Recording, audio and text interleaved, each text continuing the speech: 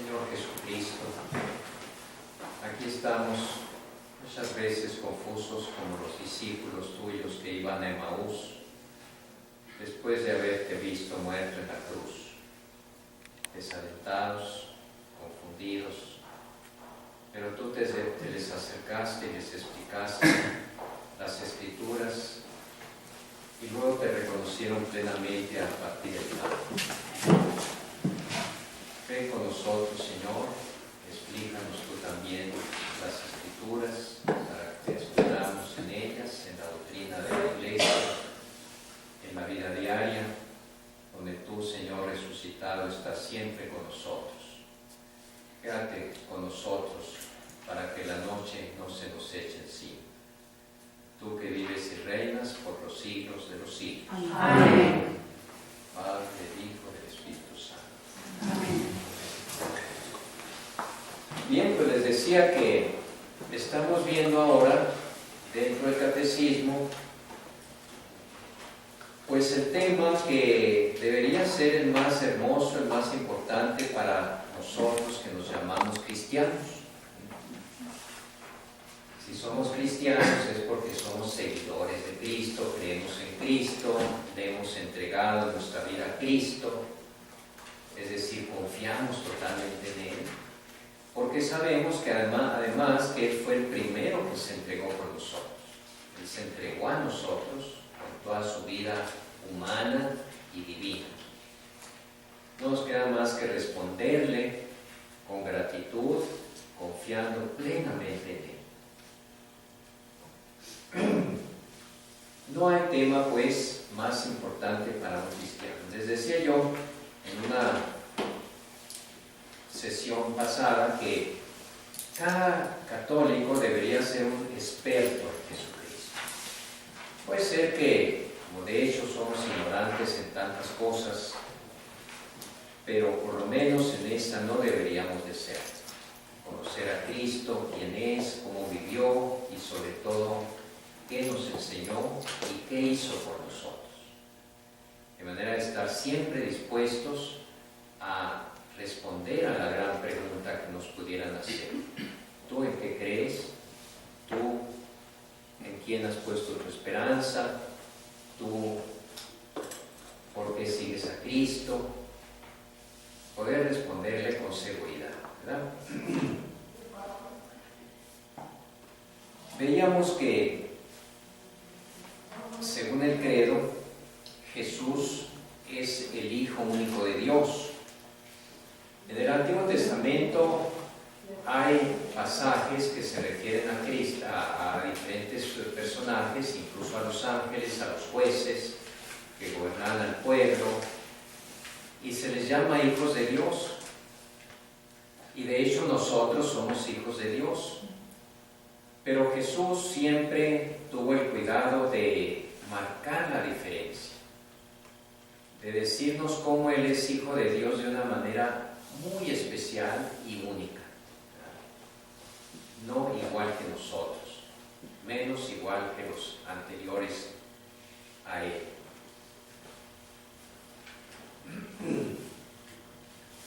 Jesús es el Hijo amado por excelencia. Es el Hijo único de Dios.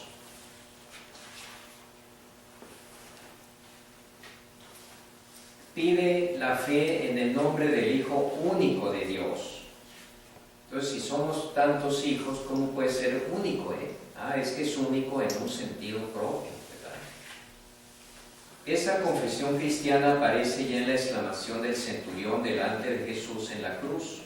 Verdaderamente este hombre era Hijo de Dios. Porque es solamente a la luz del misterio pascual donde el creyente puede alcanzar el sentido pleno de ese título.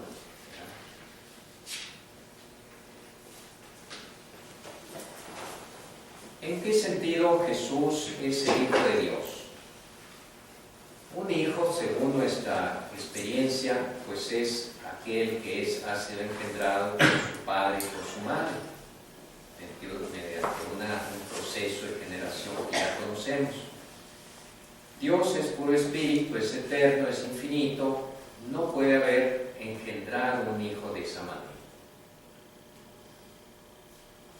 sino que al estudiar ya el misterio de la Santísima Trinidad, veíamos que Jesús eternamente es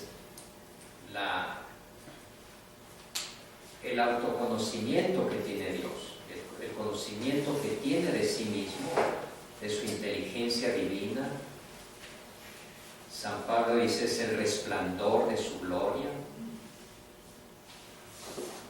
que al verse el Padre a sí mismo en el Hijo, en su inteligencia divina, esa inteligencia es lo que llamamos el Verbo.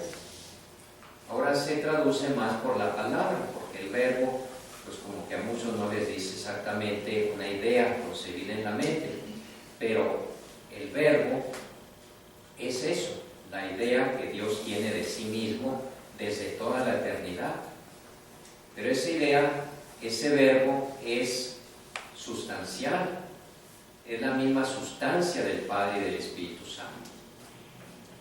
Pero ese Verbo, al hacerse hombre, ese hombre le puede llamar a ese Padre, a ese Dios, su Padre, porque Él es su Hijo.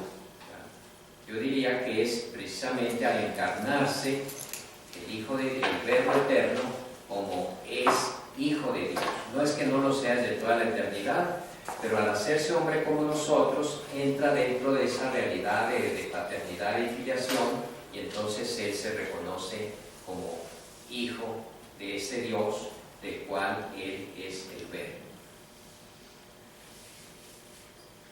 Por eso dice, después de su resurrección, su filiación divina, su hecho de ser Hijo de Dios, aparece en el poder de su humanidad glorificada, constituido Hijo de Dios con poder según el Espíritu de Santidad por su resurrección entre los muertos. Los apóstoles podrán confesar, hemos visto su gloria, gloria que recibe del Padre como Hijo único, lleno de gracia y de verdad. Ahora vamos a pasar a otro título de Jesús. Hemos visto ya que ese Hijo que Jesucristo es Jesús, ¿verdad? El nombre de Jesús, ¿de dónde le viene? ¿De dónde le viene el nombre de Cristo, el Mesías, el ungido? Del cual sale esa unión de los dos nombres, Jesucristo o Jesús el Cristo. Es el Hijo único de Dios, y ahora vamos a ver cómo Él es el Señor. Es el Señor. Este título había sido utilizado en el Antiguo Testamento por los hebreos como sustitución del nombre divino que Dios reveló a Moisés.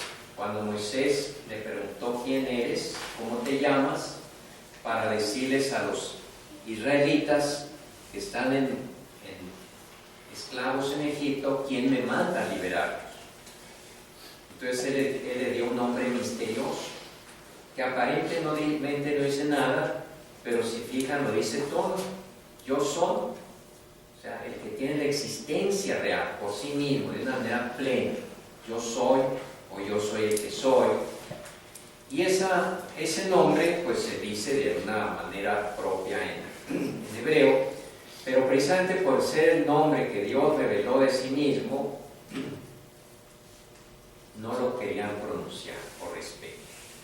Y en lugar de eso, lo cambiaban por el título de Señor. Claro, Señor le puede decir a cualquiera, pero en el Antiguo Testamento, cuando decían el Señor, se refería a Él, ¿verdad? Lo interesante es que en el Nuevo Testamento ese mismo título se le da a Jesús.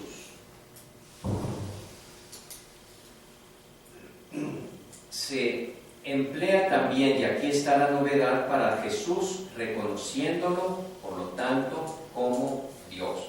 Si Señor en el Antiguo Testamento era Yahvé, Jesús en el Nuevo Testamento, al llamarlo también el Señor, es el mismo Yahvé. El mismo Jesús se atribuye de forma velada este título cuando discute con los fariseos sobre el sentido del Salmo, el Salmo 109. ¿Se acuerdan que les preguntó? A ver, dígame cómo está eso de que ustedes dicen que el Mesías es descendiente de David. Y entonces, ¿cómo es que David le llama Señor? Dijo mi Señor, dijo el Señor a mi Señor. O sea, David le llama su Señor a su Mesías. Entonces, ¿cómo le llama Señor? En un salmo profético. Pero también de manera explícita cuando se dirige a sus apóstoles. A lo largo de toda su vida publica en toda su vida sus actos de dominio sobre la naturaleza, sobre las enfermedades, sobre los demonios, sobre la muerte y el pecado. Demostraban que Él era el Señor, es decir, demostraban su categoría divina. De hecho, los milagros que hizo Jesús son como las credenciales con las cuales Él se reveló como Dios. Recuerdan aquella ocasión en que le llevan un paralítico en una camilla, la gente está apretujada y oyendo a Jesús en una sala de una casa, no pueden entrar, no cabe ya ni una aguja, como se dice, y entonces suben por las escalinatas exteriores, se plantan arriba del techo, que sería de tablas o de ramas, lo abren y con sogas bajan la camilla encima de Jesús, para plantarlo ahí. Y Jesús le dice, tus pecados te quedan perdonados. Aparte de que él no esperaba eso, él esperaba que lo curara, pero no me voy a extender en ese aspecto, voy a otro. Entonces allí comienzan a murmurar, a pensar mal de Jesús. Los judíos que estaban ahí dijeron, este hombre blasfema. ¿Cómo es posible que diga que Él perdona los pecados a este hombre? Solo Dios puede perdonar los pecados. ¿Tenían razón o no los judíos? Pues sí, tenían razón. Solo Dios puede perdonar los pecados. Y al que veían ahí, pues era un hombre. Entonces tenían razón de escandalizarse. Pero Jesús, sabiendo que están pensando mal, les dice, para que vean que sí tengo poder para perdonar los pecados, o sea que sí soy Dios, ¿verdad? Que sí tengo poder para perdonar los pecados, o sea que solo Dios puede perdonar los pecados. Yo puedo perdonar los pecados, por lo tanto soy Dios. No, nunca dijo yo soy Dios, pero lo dice de tantas maneras que está clarísimo. Voy a hacer algo, les dice, que vean que sí, solo Dios lo puede hacer. Cuando yo le digo te perdono los pecados, bueno, cualquier loco lo puede decir, ¿verdad? Y usted no van a poder comprobar que efectivamente se le perdonaron los pecados. Pero si yo a este paralítico le digo levántate inmediatamente, van a ver que mi palabra es poderosa. Dice, así como digo algo que solo Dios puede hacer y que ustedes sí lo ven, cuando digo algo que ustedes no ven, quiere decir que sí se cumple. Y entonces le dice al paralítico, levanta.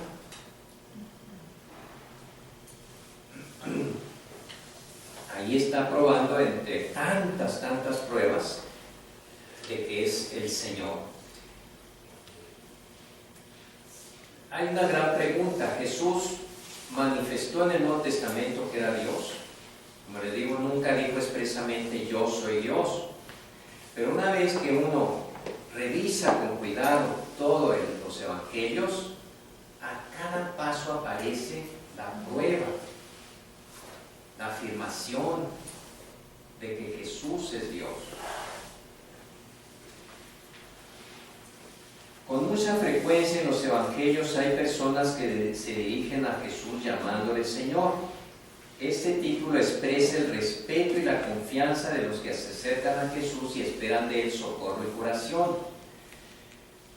bajo la moción o la inspiración del Espíritu Santo, expresa el reconocimiento del misterio divino de Jesús, como cuando Tomás, convencido porque lo ve ahí ya y lo palpa y ve los agujeros de las manos, de los pies, del costado, se postra delante de él y le dice: Señor mío y Dios mío.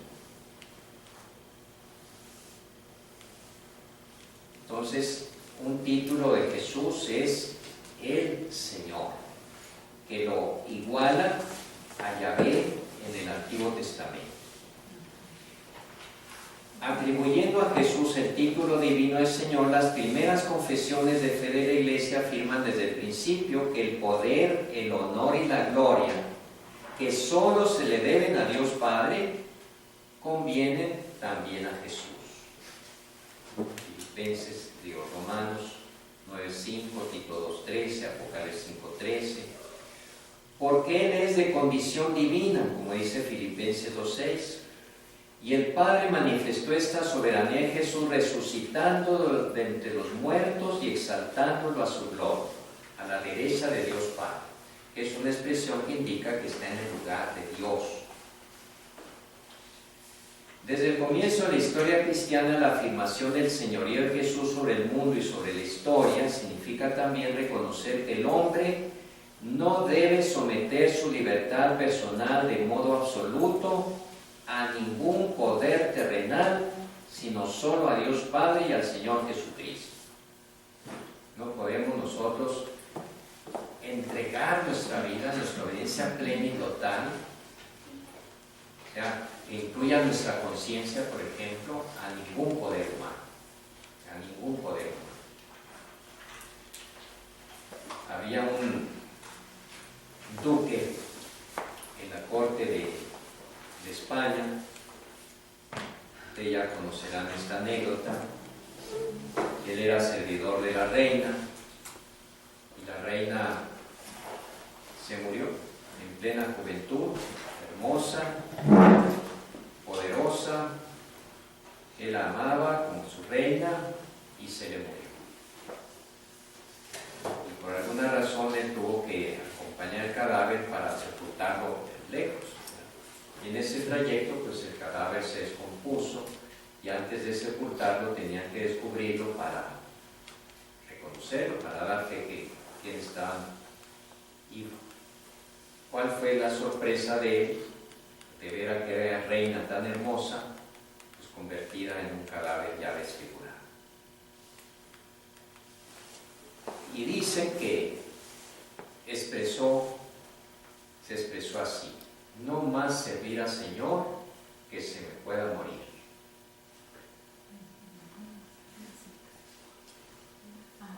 Y se metió de religioso a la recién fundada Compañía de Jesús, llegó a ser general de la compañía y aquí tenemos un pueblo dedicado a su nombre. ¿Cuál es? Tan, tan, tan. Tan, tan, tan. Un pueblo acá se va uno acá por carretas y luego sigue más allá y lo más allá. San Francisco de Borja. ¿Pero cuál fue la frase que dijo? ¿La qué? No serviré más a ningún señor que se me pueda morir. Y entonces se dedicó a servir así de una manera total y absoluta, como él se había entregado a su reina. Ahora se entrega totalmente a Dios, que es inmortal. San Francisco de Borja.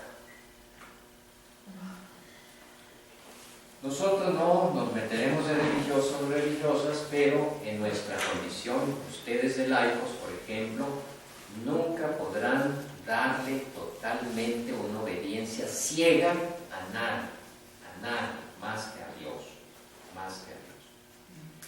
Aún en la iglesia podemos nosotros obedecer a nuestros pastores en la medida en que veamos que ellos son o nos transmiten o representan para nosotros al único Señor que no se nos puede morir.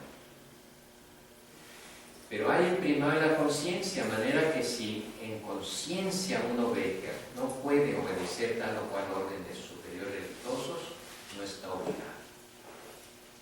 Claro que hay que formar la conciencia, porque cada hereje en la historia ha dicho, no, ese papa o el obispo no tiene la razón, yo la tengo. Y claro, pues se equivoca, también se equivoca, por no obedecer a aquellos pastores a los que el mismo Cristo dejó como representantes suyos. Pero en la conciencia, dice un dicho en latín, ni la iglesia se da. Pero la conciencia bien formada. Bien formada, exactamente.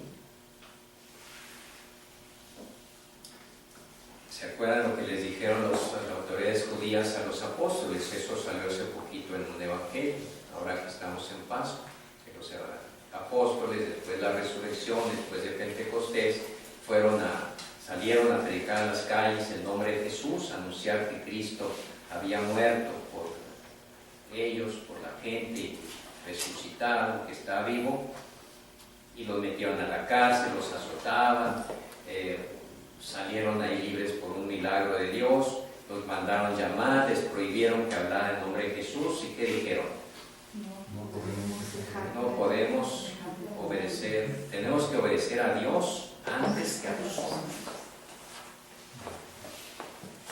Hay gente que le da una obediencia total a su partido político y vota según la cocina de ese partido. Por ejemplo, un diputado que dice, no, la cocina del partido es votar por la legalización del aborto. Es mi partido y yo voy a obedecer. ¿Cuántos miembros de ese partido tendrán el valor de decir, pues mira, yo no? Pues te expulsamos, se expulsen. Desgraciadamente todos se agachan y todos se amoldan a las consignas de algo que su conciencia a lo mejor les dice que está mal.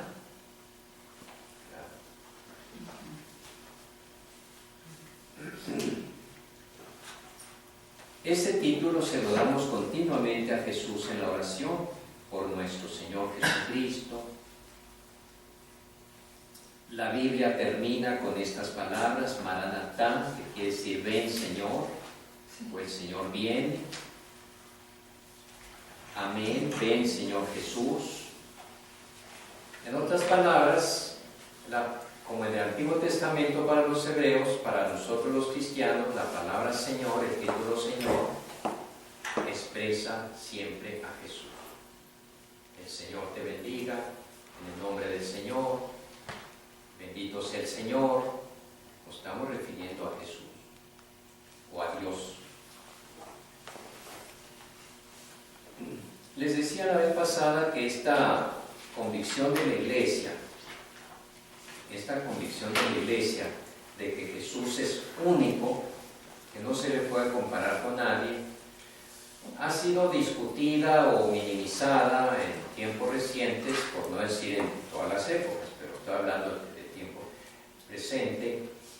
Digo, para hablar de épocas pasadas, pues simplemente tengan en cuenta el primer concilio ecuménico de Nicea, que fue en el año 325, precisamente para declarar y reafirmar la divinidad de Cristo contra un hereje que se llamaba Arrio, que colocaba a Cristo en un nivel inferior al Padre, que es lo mismo que hacen hoy los testigos de Jehová, que son arrianos o neoarrianos. O sea, esto siempre ha existido. Pero ahora existe un movimiento incluso dentro de las iglesias cristianas, entre ellas desgraciadamente también la católica, de teólogos que dicen que Cristo pues es uno de tantos maestros religiosos, lo relativizan, lo minimizan, lo ponen al mismo nivel de otros, bajo la premisa de que Dios es inalcanzable para la mente humana y que cada religión es como un camino que lleva a los hombres a Dios según sus propias posibilidades, pero todas las religiones, así como son caminos válidos, todas son incompletas, incluyendo la revelación judío-cristiana, incluyendo por lo tanto a Jesucristo, lo relativiza. Esto les decía, se llama por algunos, no tiene un nombre específico, pero la teología relativista de las religiones, perdón, no relativista, pluralista de las religiones, porque el pluralismo puede ser de hecho o de derecho. De hecho, es evidente que existe, hay muchas religiones, el mundo es plural en su religión, su manifestación religiosa, siempre lo ha sido y siempre lo será. Pero una cosa es que constatemos ese hecho que se da, y otra cosa es que digamos es que así debe ser. Esa es la diferencia con esta teología pluralista, que el pluralismo para ellos no es un simple hecho que se da, sino que así debe ser. Es la esencia de la misma teología. Hay muchos autores que uno lee a veces y que van por esa línea. Aquí les traigo uno, es un monje benedictino alemán, se llama Willi Jäger y tiene varios libros. Este se llama La ola es el mar, espiritualidad mística, y fíjense, en español lleva ya 13 ediciones del 2002 al 2012, o sea, en 10 años 13 ediciones, es mucho. ¿A qué se debe que los benedictinos que se extienden tanto hacia? Porque Anselmo también es benedictino, ¿no? ¿Bien? Anselmo. Sí. Y luego, pues de los modernos que han andado por aquí, el padre Luis, el padre, se me olvidó cómo se llama. ¿Aquí han venido benedictinos? Sí, no es, pues Carmelita. No, Luis González. Luis Jorge. Luis Jorge no es carmelita. Pero tu pregunta no la entiendo. No, que sí, porque se tiende mucho a este pluralismo, a este relativismo, mucho a la meditación trascendental. No es que sean los benedictinos, tal vez habría más representantes de esta visión teológica entre los jesuitas, posiblemente, lo cual no quiere decir que todos los jesuitas lo sean, pero hay más teólogos jesuitas que van por este lado. Pero los hay también benedictinos y seculares, o sea, del clero diocesano y de todas las órdenes religiosas. Dice, por ejemplo, fíjense, antes les voy a decir lo que dice aquí. Willi Jäger es uno de los guías espirituales más importantes de nuestro tiempo. Monje benedictino, para ahondar sus experiencias se estrenó en el Zen, un método religioso oriental, por espacio de 12 años, 6 de los cuales los pasó en un centro de la escuela Zen Sambokyodan en Kamakura, Japón. Desde 1983 hasta el año 2000 dirigió la Casa de San Benito de la Abadía de Münsterswasser en Würzburg, Alemania, donde sigue dando cursillos de contemplación y de zen. Bueno, eso es para que vean quién es uno de los maestros o guías espirituales más importantes de nuestro tiempo. En esta editorial que es católica, la de Cle de Gruber, lleva en 10 años 13 ediciones este solo libro de él, además ha publicado otros. ¿Qué dice él, por ejemplo? ¿A usted le suena bien o no le suena bien? Dice él mismo en la presentación del libro: este libro se ha escrito para personas que viven en el entorno cultural cristiano, pero no están bautizadas o no se sienten ya ligadas a la iglesia. Y esa es una preocupación sana. ¿Cómo hablarles de Cristo a los que no son cristianos o a los que siendo cristianos ya han abandonado la fe? Hay que utilizar un lenguaje atrayente, volverlos a entusiasmar con Cristo, etc. Pero miren la solución que él encuentra. En él, en este libro, no se considera a Dios como creador de un mundo ontológico diferente de él mismo. sino comunidad del ser y del no ser. Una unidad donde no existe separación alguna entre Dios y el mundo, entre espíritu y materia, entre el ser y el no ser. ¿Cómo se llama eso? Esa doctrina de origen oriental, hinduista, budista, en que Dios se identifica con toda la realidad, se llama panteísmo, o también puede llamarse monismo. Toda la realidad es una, y entre Dios y las criaturas, y entre Dios y la creación de Dios no hay diferencia.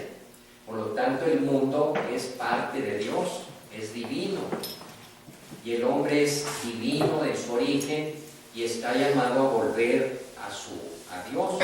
Nosotros también estamos llamados a volver a Dios en un encuentro eterno de amor, pero respetando la alteridad, es decir, Dios es Dios y yo soy yo, porque entonces no sería de amor.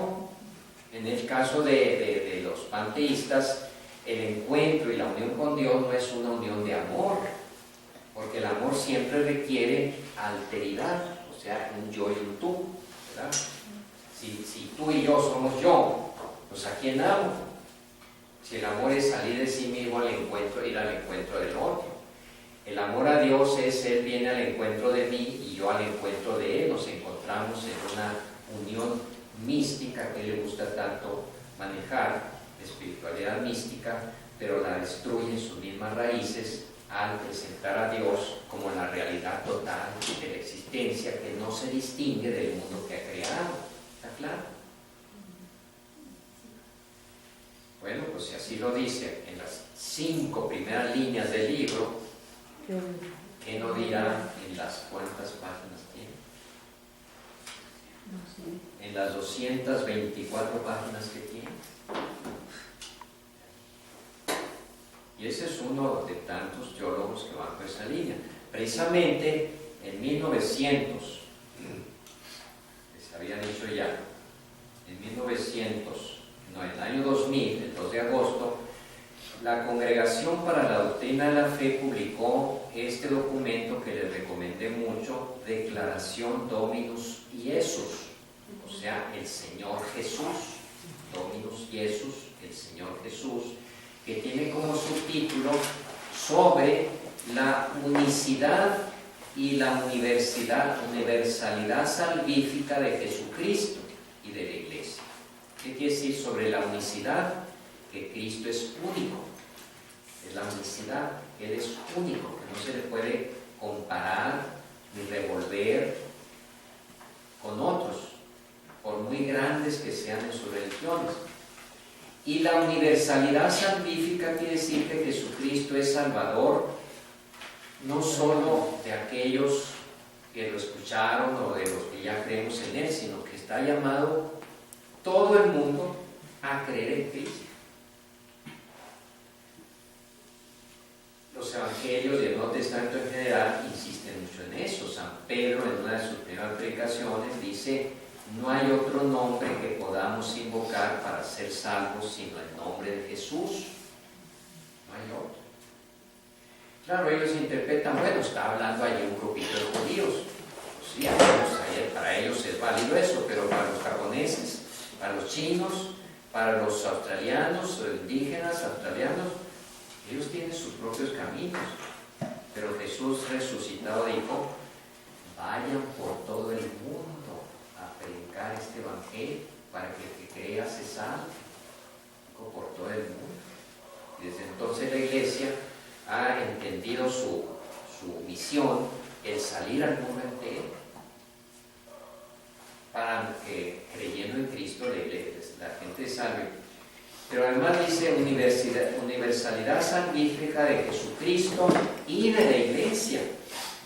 No es que la Iglesia sea la salvadora, pero la Iglesia es la que lleva a ese Jesucristo a los demás. Por lo tanto, la misión de la Iglesia es también participa de ese carácter universal. Por eso la Iglesia se llama católica, que en griego significa universal. En las otras religiones hay algo positivo, algo de la semilla de nuestro Señor Jesucristo, de Dios, aunque sea muy poquito. Sí, sí.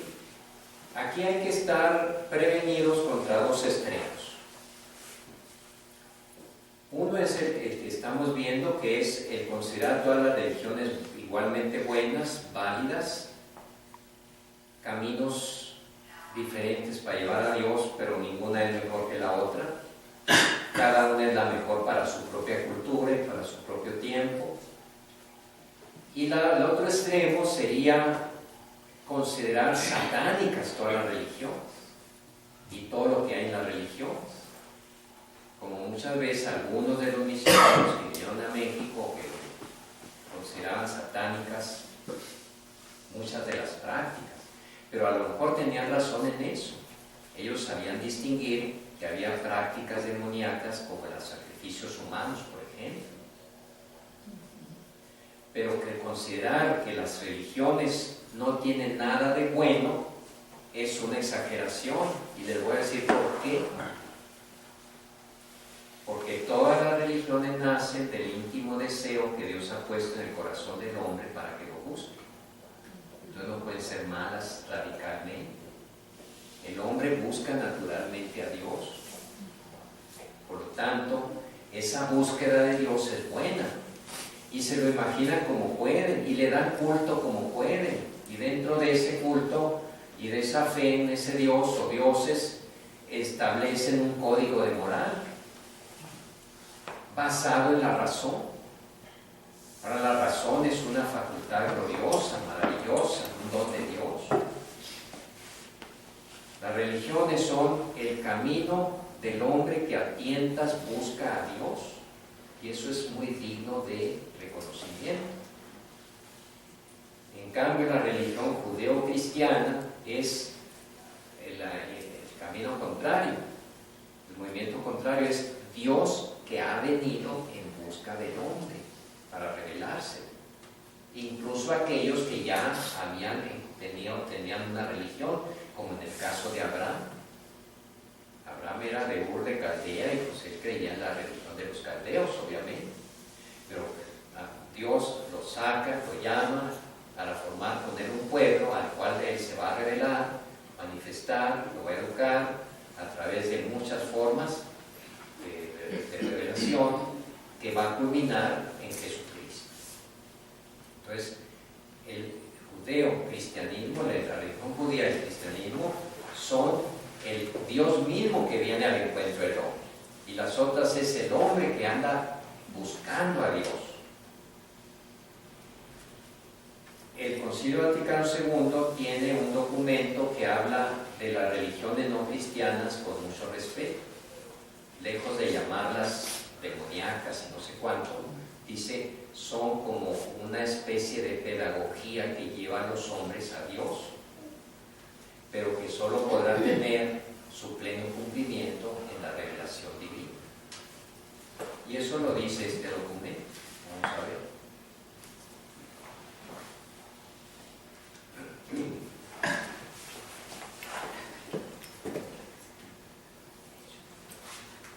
La Iglesia en el curso de los siglos ha proclamado y testimoniado con fidelidad el Evangelio de Jesús. Al final del segundo milenio, que estábamos cuando se escribió esto en 2000 y comienzos del siguiente, sin embargo, esta misión está todavía lejos de su cumplimiento. Actualmente ni siquiera la tercera parte de la humanidad cree en Cristo. Por eso, hoy más que nunca es actual el grito del apóstol Pablo sobre el compromiso misionero de cada bautizado. Predicar el Evangelio no es para mí ningún motivo de gloria, más bien un deber que me incumbe. Ay de mí si no evangelizo.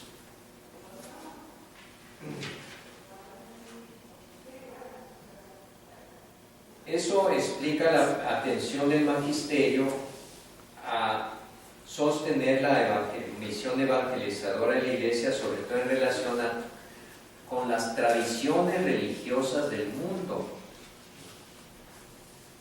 teniendo en cuenta los valores que éstas testimonian, las religiones, y ofrecen a la humanidad con una actitud abierta y positiva.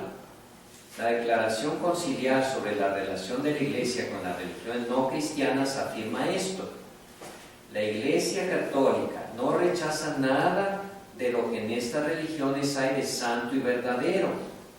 Ya reconoce que hay cosas santas y verdaderas. Simplemente Dios existe. Es la primera cosa santa y verdadera que hay en ellas. Porque todas creen en Dios, excepto el budismo, que no es una religión propiamente dicha, aunque ya después se desarrolla como una religión creyendo en Dios, pero más bien sacando esa creencia en Dios del hinduismo, del cual el budismo salió. Pero el budismo en sí no es una religión, porque religión tiene que ser esa relación que hay del hombre con Dios, con la divinidad como la entienda. De ahí viene la palabra religio, religar, ligar, ¿verdad? Bien, entonces santo y verdadero. Considera el concilio con sincero respeto los modos de obrar y de vivir, los preceptos y las doctrinas, que por más que discrepen en mucho de lo que ella profesa y enseña, la Iglesia, no pocas veces reflejan un destello de aquella verdad que ilumina a todos los hombres. Son destellos de verdad los que tienen todas las religiones,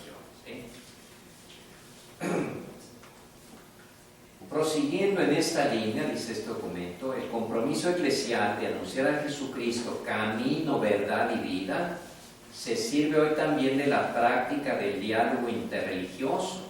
O sea, trata, en lugar de atacar a las otras religiones, dialogar con ellas para exponer cada quien en lo que cree, porque la Iglesia está muy segura de que su mensaje es muy valioso, y si los otros con buena voluntad lo escuchan, se van a convencer. Si están abiertos a él, pero dentro de un diálogo. Sin embargo, pues lleva todo el documento a afirmar que es necesario anunciar a Jesucristo porque solo en él se encuentra la verdad plena. Aquí menciona eso que les decía de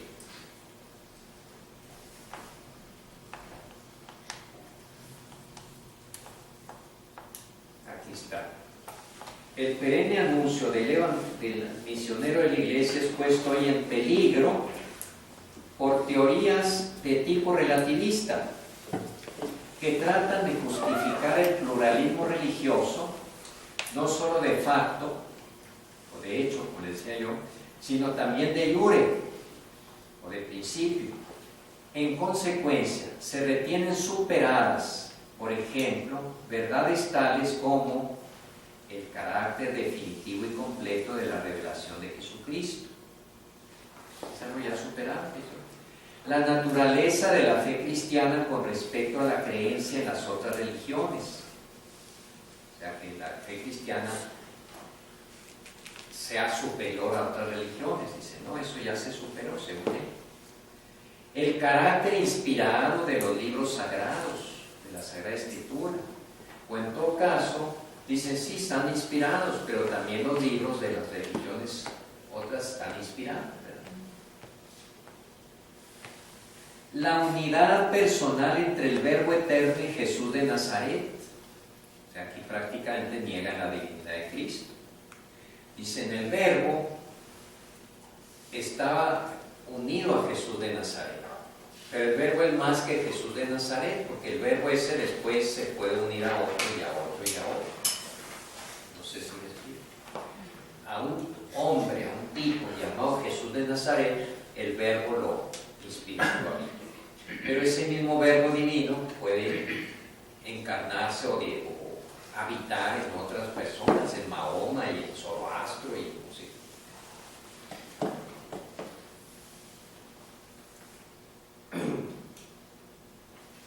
La unidad entre la economía del Verbo encarnado y el Espíritu Santo. La economía aquí se entiende como el plan divino. La unicidad y la universalidad salvífica del misterio de Jesucristo. La mediación salvífica universal de la Iglesia.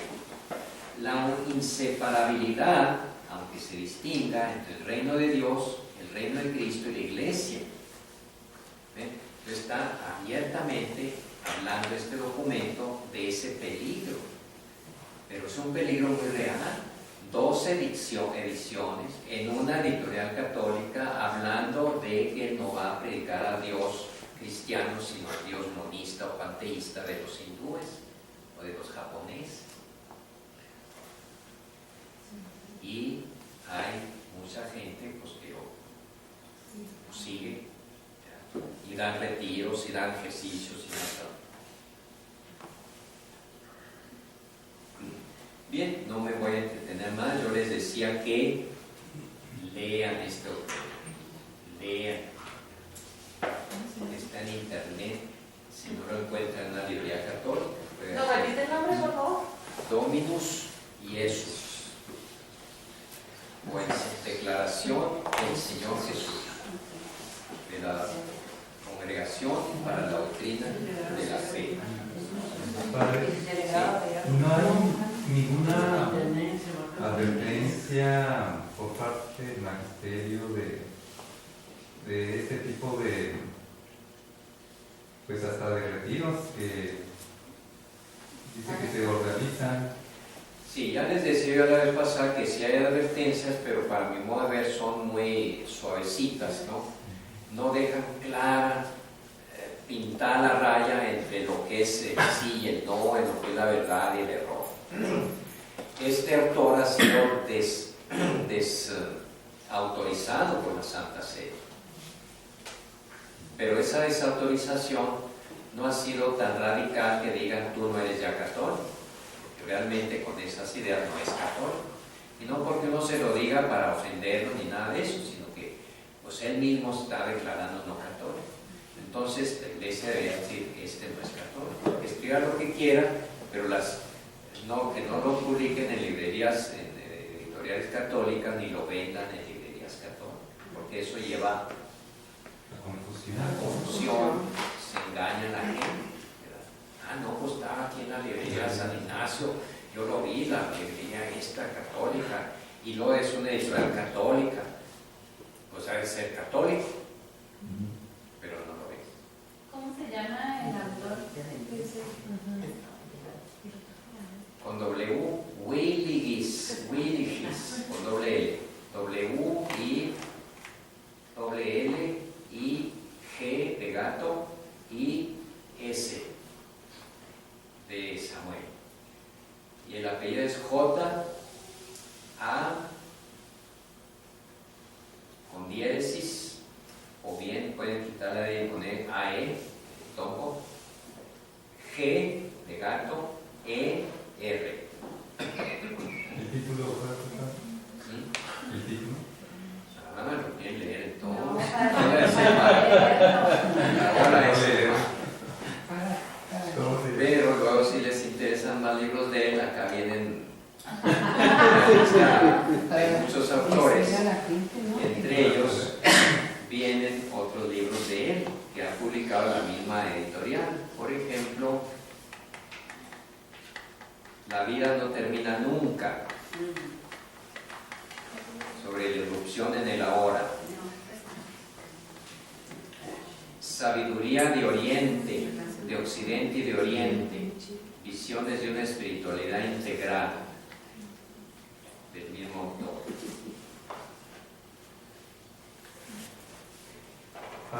A fuerza de mezclar, de hacer una síntesis del cristianismo y de las religiones orientales, acaban por desvirtuar tanto el cristianismo como las religiones orientales. ¿Sí? ¿La Iglesia no tiene influencia sobre las editoriales católicas? Sí. Diga, estas impresiones no salen porque no se autorizan. Sí puede prohibirlo, sí, claro que sí. Pero miren lo que dice aquí él, el autor, y esto es muy sintomático esta afirmación. Dice, con cierta admiración, ni el budismo ni el hinduismo tienen una congregación de la fe que dicte a las personas lo que deben creer. ¿Cómo le suena eso?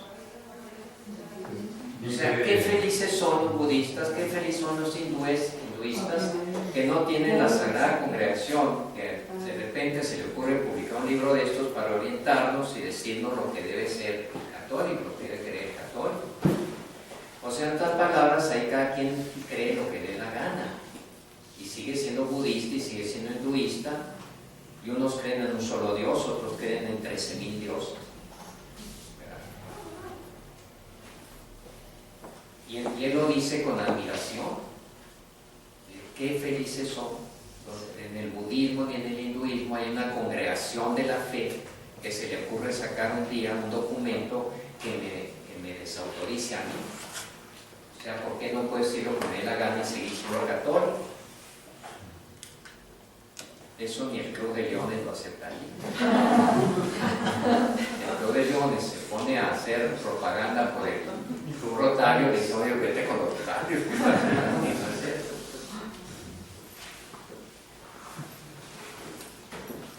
Bien, vamos a continuar la próxima vez con el favor de Dios en este artículo del credo 3 que dice: Jesucristo fue concebido por obra y gracia del Espíritu Santo y nació de Santa María Virgen. Vamos a tratar de entrar un poquito de esta afirmación. ¿Okay? Y como ya se acabó el tiempo, nos vamos. Me detuve mucho en este tema de la, porque es un peligro real. Aquí en Chihuahua hay muchos católicos que leen ese libro. Hace poco murió un famoso escritor fuera de